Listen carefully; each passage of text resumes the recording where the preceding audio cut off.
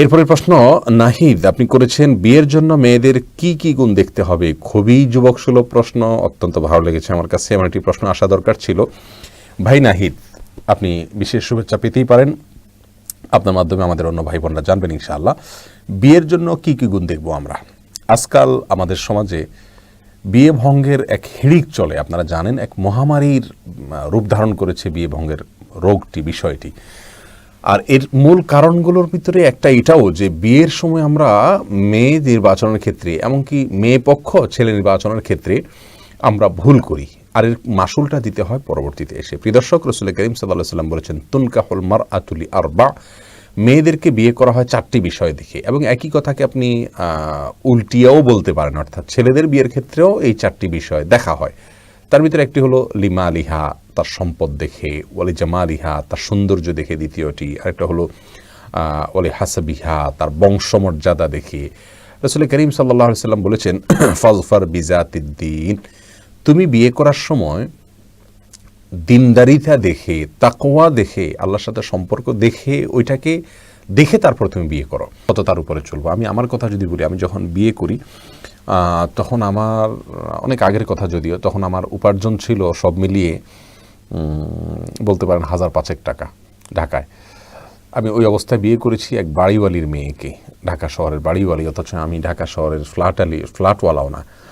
যাই হোক, বিয়ের পরে মেয়েকে রাখবো ভাড়া বাসায়, সেরকম সঙ্গতিও আমার ছিল না। একরকম বলতে গেলে মানে কি করব তার কোনো আমার মানে ইয়ে ছিল না, ব্যবস্থা ছিল না। তারপরেও আল্লাহর উপর ভরসা করে করেছি, এবং তারাও দিয়েছেন দিনদারিতাকে, তারাও অগ্রাধিকার দিয়েছেন, আমিও দিয়েছি আলহামদুলিল্লাহ। পরবর্তীতে দেখা গেল বিয়ের কিছুদিনের মধ্যে আল্লাহ সুবহানাহু ওয়া তাআলা আমার উপার্জন 3 গুণ বাড়িয়ে দিলেন। এবং তারপরেও যে চলতে খুব মানে আমরা সচ্ছলভাবে চলতে পেরেছি তা না, তারপরে একটু কষ্ট হচ্ছিল, কিন্তু আস্তে আস্তে আল্লাহ সুবহানাহু ওয়া তাআলা বারাকা দিয়ে দিয়েছেন। এটা আল্লাহ সুবহানাহু ওয়া তাআলার নিয়ম। ওমাইয়া তাওয়াক্কাল আল্লাহ ফাহুয়া হাসবুহ, আল্লাহর প্রতি ভরসা করলে আল্লাহ তাআলা যথেষ্ট হন। আর হ্যাঁ, আমাদের অনেক যুবক ভাইরা আছেন যারা বিয়ে করতে চান কিন্তু ভালো করে পরিশ্রম করে নিজের অভাব দূর করতে রাজি না। দড়ি মাছ নাসুই পানি টাইপের দুনিয়াদারি করেন। দুনিয়াদারি যদি আপনি দুনিয়াদারি করার মতো করেন, পেশাদারিত্বের সাথে করেন, সিরিয়াসলি করেন, খুব ভালোভাবে করেন, আল্লাহ সুবহানাহু ওয়া তাআলা বারাকা দিবেন ইনশাআল্লাহ বিইذنিল্লাহ। সর্বোপরি আমাদের সবরের কোনো বিকল্প নেই, সবর করতে হবে। আল্লাহ তাআলা তৌফিক দান করুন। জানতে চেয়েছেন, বিবাহ না হওয়ায় যারা হতাশ তাদের জন্য নসিহত চাই। খুবই দরকারি প্রশ্ন করেছেন ভাই তিয়াম নিয়াম। যারা বিবাহ করতে পারছেন না, আপনারা হতাশ, আপনাদের এই হতাশার জন্য আমরা নসিহা করব। রাসূল করিম সাল্লাল্লাহু আলাইহি ওয়াসাল্লাম কিন্তু ওসমান ইবনে মাজউন রাদিয়াল্লাহু তাআলা আনহুকে নিষেধ করেছিলেন, যখন তিনি চেয়েছেন যে তার যৌবনকে শেষ করে ফেলবেন আল্লাহর ইবাদতের জন্য, নিষেধ করেছিলেন তিনি কিন্তু যুবক সাহাবীকে নসিহা করেছেন যে তোমরা যারা বিবাহ করার আর্থিক সঙ্গতি রাখো না, সমর্থ রাখো না, তারা রোজা রাখো। প্রিয় দর্শক, সবরের নামই তো ইসলাম। আমাদেরকে ধৈর্য ধারণ করতে হয়, এই ধৈর্য ধারণের বিনিময়ই তো জান্নাত। আমরা গুনাহ করতে মনে চায়, করতে পারি না, সবর করতে হয়। ইবাদত করতে মন চায় না, তবুও করতে হয়। এই সবগুলোই তো সবর। অতএব আমাদের গোটা ইসলাম চর্চাটাকেই তো বলতে পারি আমরা সবরের চর্চা, ধৈর্য ধারণের চর্চা। বিদায় আপনি বিশেষ করে যুবক যদি হন, বিয়ে করার শারীরিক সঙ্গতি আপনার আছে কিন্তু আর্থিক সঙ্গতি নাই, বা অন্য কোনো কারণে বিয়ে করতে পারছেন না, তাহলে আপনার উচিত হবে অবশ্যই সবর করা, ধৈর্য ধারণ করা, কারণ সবরের বিনিময়ে আল্লাহ তাআলা জান্নাত দিবেন। আর হ্যাঁ, এরকম পরিস্থিতিতে শয়তান আপনাকে বিপদগামী করতে পারে, শয়তান আপনাকে শয়তানের পথে পরিচালিত করতে পারে। সেই ভয়ের জায়গা থেকে আপনাকে অবশ্যই বাঁচার জন্য অসৎ সঙ্গ ত্যাগ করতে হবে, এমনকি তথাকথিত মেয়ে বন্ধুদের থেকে ছেলেদেরকে দূরে থাকতে হবে, এবং মেয়েদেরকে ছেলে বন্ধু থেকে দূরে থাকতে হবে। এ বিষয়টাকে খুব সিরিয়াসলি দেখতে হবে। আল্লাহ তাআলা তৌফিক দান করুন। আর সেই সাথে আপনার বিবাহ যত দ্রুত করা যায় সেই পথ যাতে উন্মুক্ত হয় সেজন্য চেষ্টা করবেন। অভিভাবকদেরকে বোঝানোর চেষ্টা করবেন, নিজেরাও বোঝার চেষ্টা করবেন যে বিয়ে করলে আল্লাহ সুবহানাহু ওয়া তাআলা আপনার জীবনসঙ্গিনীর রিজিকের ব্যবস্থা করবেন।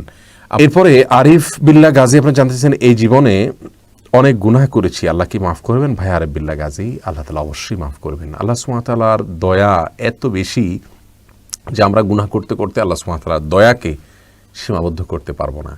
আল্লাহ সুবহানাহু ওয়া তাআলার দয়া আমাদের গুনাহের চাইতে অনেক বেশি পাওয়ারফুল, অনেক বেশি শক্তিশালী। এই জন্য আল্লাহ সুবহানাহু ওয়া তাআলা বলেছেন, লা তাকনাতু মির রাহমাতিল্লাহ ইন্নাল্লাহা ইয়াগফিরুয যুনুবা জামিআ। যে ভাই অতিরিক্ত গুনাহের কারণে নৈরাশ্যের মধ্যে, হতাশার মধ্যে ডুবছেন, এই আয়াতটা তার বাসার দরজায় লাগিয়ে রাখা উচিত। লা তাকনাতু মির রাহমাতিল্লাহ, তোমরা আল্লাহর রহমত থেকে নিরাশ হইও না, তোমরা আল্লাহর রহমত থেকে নিরাশ হইও না। ইন্নাল্লাহা ইয়াগফিরুদ যুনুবা জামিআ, নিশ্চয়ই আল্লাহ সুবহানাহু ওয়া তাআলা সকল গুনাহ মাফ করে দিবেন। দেখুন এখানে আল্লাহ সুবহানাহু ওয়া তাআলার ভাষাটা খেয়াল করুন, সকল গুনাহ আল্লাহ তাআলা মাফ করবেন। তোমার উচিত হলো শুধুমাত্র লজ্জিত হয়ে, অনুতপ্ত হয়ে আর কখনো গুনাহ করবে না সে প্রতিজ্ঞা করে ফিরে আসা, ব্যাস, আর কোনো কাজ নাই। এইটুকু কাজ যদি করতে পারো তাহলে আল্লাহ সুবহানাহু ওয়া তাআলা তোমাকে অবশ্যই মাফ করবেন। সূরা জুমারের এই 53 নম্বর আয়াতটি আমাদের বাসায় ঝুলিয়ে রাখা উচিত, বিভিন্ন জায়গায় লিখে রাখা উচিত, যাতে করে আমাদের মধ্যে নৈরাশ্যের যে ভয় সেটি কোনোভাবেই আমাদেরকে পেয়ে না বসে। আল্লাহ তাআলা তৌফিক দান করুন, আল্লাহ তাআলা সব গুনাহ মাফ করবেন। দেখুন এমন কোনো অপরাধ না যে আল্লাহ তাআলা ক্ষমা করবেন না, শুধুমাত্র আল্লাহর রহমতের ছায়াতলে আসা দরকার, তওবা করে নিজের জীবনকে সংশোধিত করা দরকার। আল্লাহ তাআলা তৌফিক দান করুন। এরপরে বোন নুসাইবা বিনতে আতিক আপনি প্রশ্ন করেছেন, মেয়েদের পায়ের পাতা ও হাতের তালু কি পর্দার অন্তর্ভুক্ত? বোন, পায়ের পাতা নিয়ে মত পার্থক্য আছে, হাতের পাতা না, পায়ের তালু নিয়ে। তো অনেকেই বলেছেন এটা পর্দা, মানে সলাতের জন্য সতরের অন্তর্ভুক্ত, বিধায় সলাতে ওটা ঢেকে রাখাই নিরাপদ। আপনি পর্দার কথা অবশ্য জিজ্ঞেস করেছেন। পর্দা হলো মেয়েদেরকে আল্লাহ সুবহানাহু ওয়া তাআলা বলেছেন ওয়ালা ইউবদিনা জিনাতাহুন্না, তাদের সৌন্দর্য যেন প্রকাশ না করে। তো ইল্লা মা যাহরা মিনহা, এই কিছু যেগুলো বাইর হয়ে থাকে সেগুলো কথা ভিন্ন, তার ভিতরে হাতের পাতা, হাতের তালু এবং পায়ের পাতা এটা বেসিকভাবে আপনার পর্দার বাইরের, অর্থাৎ এটা খোলা থাকলেও সমস্যা নেই। কিন্তু তাকওয়ার দাবি হলো এগুলোও ঢেকে রাখা। তার কারণ হলো এগুলো দেখে হাতের এখানে সৌন্দর্যগুলো থাকে এবং হাত দেখে, পাও দেখেও পুরুষ বাজে চিন্তা করতে পারে, তার মনের ভিতরে ওয়াসওয়াসা আসতে পারে, এবং আসলে আপনি বলবেন এটা পুরুষের সমস্যা, তার মনে ওয়াসওয়াসা আসলে আমার কি? আপনার সমস্যা হলো আপনাকে নিয়ে বাজে চিন্তা করবে, জিনিসটা আপনার কাছে ভালো লাগার কথা না, সেজন্য এটাকে ঢেকে